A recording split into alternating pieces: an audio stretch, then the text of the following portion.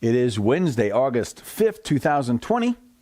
I'm Pastor Thor Ramsey with Center Church, and this is Gospel for 5, where we take 5 minutes out of our day and focus on the gospel and the one who saved our souls. So we've been looking at Galatians 5:6 this week. That says, "For in Christ Jesus, neither circumcision nor uncircumcision counts for anything, but only faith working through love." So the gospel, or the person of Jesus, saves us from both our disobedience and our obedience.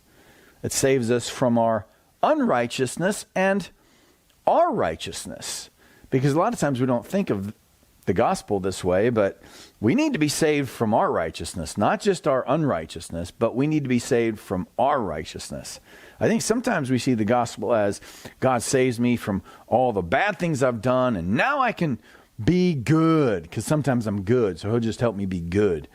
So if we try to live the Christian life from either perspective, it will keep us in bondage, and we won't really be free to love other people the way we should if we're, again, in bondage to self-righteousness or to unrighteousness. Both are bondage.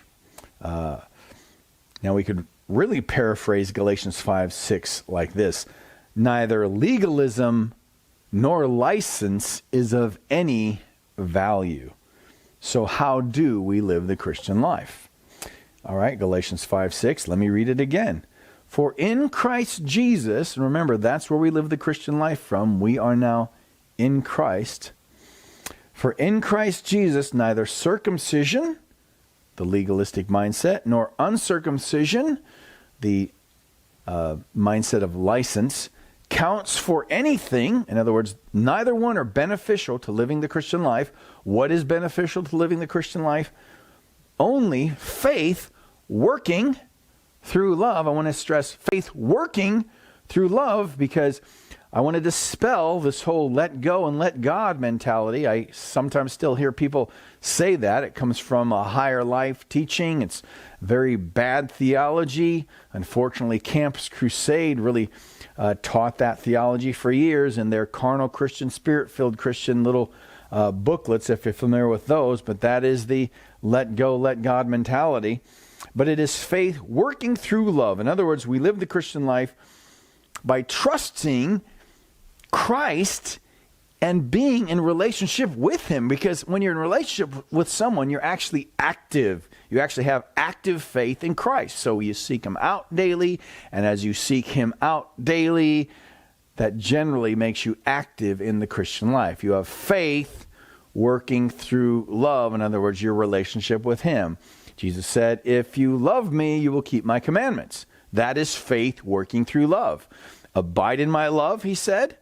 "If you love me, you will keep my commandments." So again, back to John chapter 6. "Then they said to him, 'What must we do to be doing the works of God?' Jesus answered them, 'This is the work of God, that you believe in him whom he has sent.'" The only thing that has value is believing and trusting the person of Christ, and then acting in obedience out of our love for him in the context of that relationship. And as we love him, we will love others, because when we know we're accepted by him and we're not condemned by him, then we can be forgiving and gracious toward others. In other words, faith expresses itself through love. But what does that look like in our daily life? All right. Well, let's look at the mindset of faith. So the mindset of faith. Well, let me use this example. This is, so Rex grabbed the shell of a cracked egg from a countertop, right? So he grabbed the shell of a cracked egg. It was already, right. It was already a mess, put it that way. And my response was to yell, "No, no, no." And I knew this response was because of my perfectionistic personality. I didn't want him to make any more of a mess, right? Messes are the opposite of perfection. So they are the epitome of imperfect. Sticky egg slime on the floor is unrighteousness.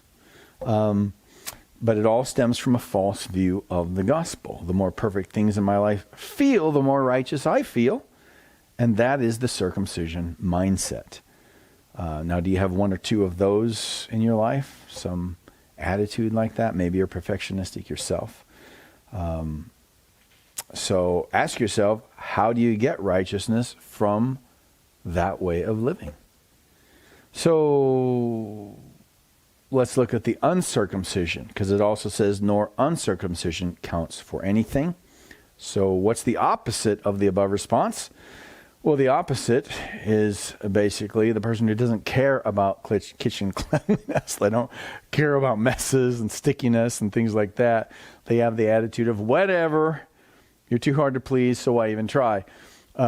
Towards other people a lot of times. Well, that's the attitude people have towards perfectionists. I know, because being a perfectionist, I get that attitude from someone who's not a perfectionist. I'm not mentioning any names, but whatever, you're too hard to please. But now, tomorrow we'll pick up and look at how faith works through love and what that actually looks like in the Christian life. So what has God said to you today?